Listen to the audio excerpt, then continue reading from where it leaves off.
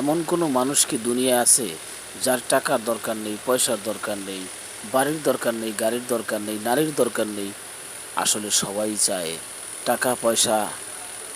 এমন কোনো মানুষ নেই যে টাকা পয়সার দরকার নেই।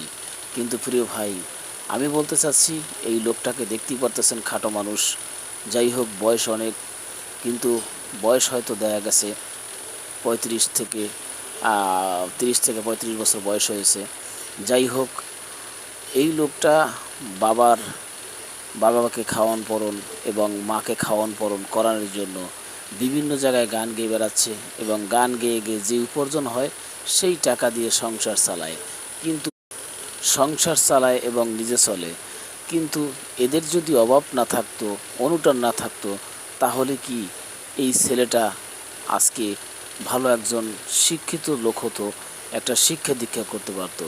কিন্তু অভাবের তাড়নায় আজকে কি হলো, তার গানে তার হাতে ধরছে কী বলে, চাকি। এই চাকি দিয়ে চাকি বাজায় এবং গান গায়। নাম রুবেল, থাকে শ্যামপুর। কিন্তু ভাই, এরকম অসহায় পরিবারকে আমরা কি পারি না সহযোগিতা করতে? আমরা কি পারি না কিছু সহযোগিতা করে এদেরকে উপর লেভেলে নিয়ে যেতে? কিন্তু ভাই, আমাদের মাঝে অনেক লক্ষ লক্ষ কোটি কোটি টাকার মালিক রয়েছে, অনেক লক্ষ লক্ষ কোটি টাকার মানুষ রয়েছে, কিন্তু আসলে সহযোগিতার হাত বাড়ায় না। সহযোগিতার হাত যদি বাড়ায়, ইনশাআল্লাহ এই সমস্ত পরিবার এরকম থাকে না। এই পরিবার বড় হয়ে যায়, এই পরিবারের ভালো হয়। কিন্তু ভাই, এখনও ঘুমিয়ে থাকবেন না। আজকে দেখুন দেশের কি পরিস্থিতি। আজকে প্রবাসীরা যদি রেভিডেন্স যোদ্ধা না হতো, তারা যদি রেভিডেন্স না পাঠাতো, তা আজকে আমাদের ক্ষুদ্র বাংলাদেশ, এই দারিদ্র বাংলাদেশ কোথায় যেত জানি না।